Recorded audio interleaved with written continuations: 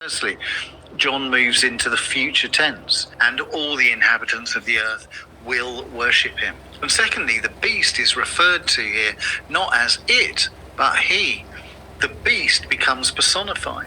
So John tells us that until the end times, there will always be oppressors leading political regimes that persecute God's people, personified in his vision by this beast, and the oppression will be supported by those whose names are not written in the book of life. And in verse 10, John makes this really interesting statement. If anyone is to be taken into captivity he goes. If anyone slays with the sword he will be slain. Now, the first part reminds us that in the providence of God, some Christians will be persecuted. If anyone is to be taken into captivity he goes. But the second part is about the judgment that will fall on the persecutor. If anyone slays with the sword he will be slain. There is for the church a sense of encouragement that there will be justification in that the persecutors will be judged for their deeds. But John, ever the pastor, ever the bishop, recognizes the pain as well, because he ends verse 10 with such a compassionate comment. Here is the endurance and the faith of the saints. John acknowledges that it isn't an easy path to take, but remaining faithful under persecution and trial is the right way. It's the way of faith. It's the way of Christ on the cross. So the first beast then is political oppression and persecution of the saints. But in verse 11, John then introduces a second beast that he sees in the vision. But this one comes not from the sea, but from the earth. Verse 11, then I saw another beast that rose out of the earth. It had two horns like a lamb, and it spoke like a dragon. Now, this beast seems a bit less frightening than the first one, and it arises out of the earth, out of the midst of the people. It has power, represented by two horns, but it's like a lamb. And the word used for lamb here is the same as is used for Christ earlier in Revelation.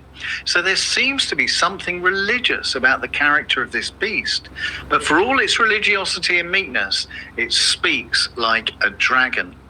And verse 12 is where we see the religiosity and the evil of the beast come together. It exercises all the authority of the first beast on its behalf, and it makes the earth and its inhabitants worship the first beast, whose mortal wound had been healed. It is clear what this beast is. It's the cult of emperor worship. The emperor at the time, Domitian, had the title Lord and God, and Roman citizens worshipped him as an incarnation of God. But what does that say to us today, as we have no Roman emperor to worship? Well, I think John is drawing our attention to the way in which oppressive regimes often support their ideologies through religious beliefs. Faith-based denominations, whether Christian or from other religions, often support political figures who are oppressive and whose politics don't reflect the truth of the faith. We remember the link between the Nazis and the Lutheran Church in the 1930s, each justifying the actions of the other, working together in anti-Semitism. We remember the South African apartheid movement that claimed Christianity as its basis for belief. We might think of some political figures in the world today whose policies are pretty doubtful at best, oppressive at worst, who have the backing of various religious groups. So the first beast and the second beast work together. They go hand in hand. The first beast oppresses people, and the second beast encourages the world to worship the first beast. And the second beast engages in great spiritual activities to get respect for itself. Verse 13, it performs great signs, even making fire come down from heaven to earth in the sight of all. Now, we shouldn't be surprised about this, because in Mark chapter 13:22, Jesus prophesied that this would happen. For false Christs and false prophets will appear and perform signs and miracles to deceive the elect. And of course, the idea of false prophets calling down fire from heaven reminds us of the story about Elijah and the prophets of Baal in 1 Kings 18. But the ultimate blasphemy, perhaps, is recorded in verse 15, and it was allowed to give breath to the image of the beast. Right back in Genesis, it's God who gives the breath of life. So for the beast to seek to usurp that gift is the most disgusting idolatry possible. And then finally, we come to verses 16 to 18 that have caused so much puzzlement and fear throughout the centuries. The mark of the beast and the number of the beast. Well, let's work through it. It causes all, both small and great, both rich and poor, both free and slave, to be marked on the right hand or the forehead, so that no one can buy or sell who does not have the mark, that is the name of the beast, or the number of its name. Well, what on earth does this mean? Let's have a look. What is clear is that the mark of the beast is related to economic hardship, and this has led to some quite bizarre interpretations in recent history. Some believe it refers to the evil of the single currency, the euro. Some people believe it refers to barcoding of food. Other writers have prophesied that we will all have chip and pin inserts under our skin, and without that we will not be allowed to buy food. I'm sure there are many more equally fanciful interpretations. It seems to me that this is another very simple reference to the economic persecution of the faithful people of God. You'll remember right back in chapters 2 and 3 of Revelation how some Christians in the 7 churches were not allowed to buy food in the marketplace because of their faith, and how people would not buy from them, and it caused real economic hardship for them. And I think this is a repeat of the same idea. In Deuteronomy chapter 6, the people of Israel were given the commandment, love the Lord your God with all your heart, mind, soul, and strength.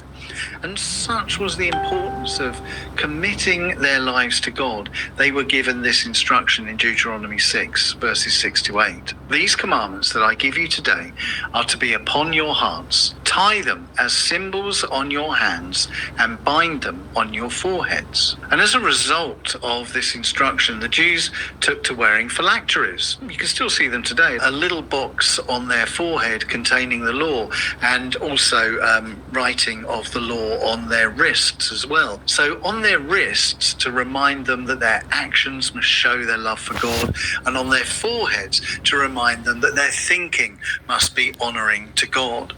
And so in Revelation 13, the mark on the forehead and the wrist that the beast demands is not the law of God, but the values of the Antichrist.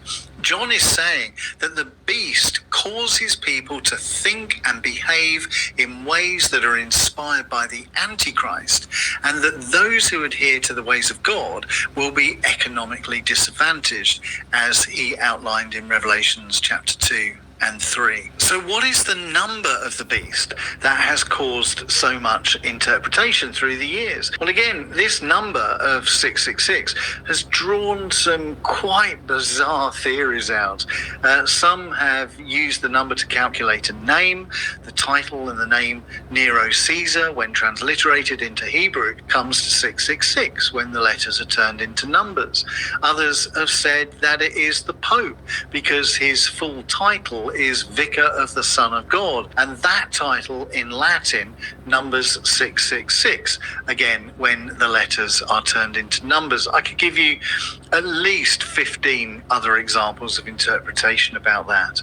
And others have used the number to calculate a date or a period of time. The Great Fire of London was in 1666, and there was huge panic at that time that the Antichrist had come, and the fire marked the beginning of the end of the world.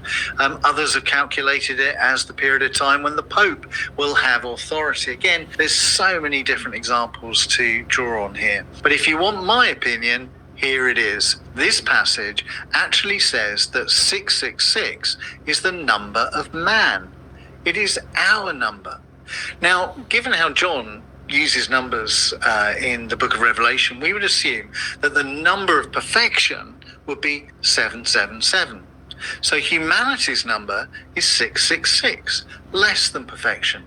It seems to me that 666, the number of man, is a statement about our fallenness, our innate sinfulness, which is inherent in our acceptance of worship of the beast. What John is saying, I think, is that we worship the beast and then we have fallen into sin. We are no longer 777, we are 666.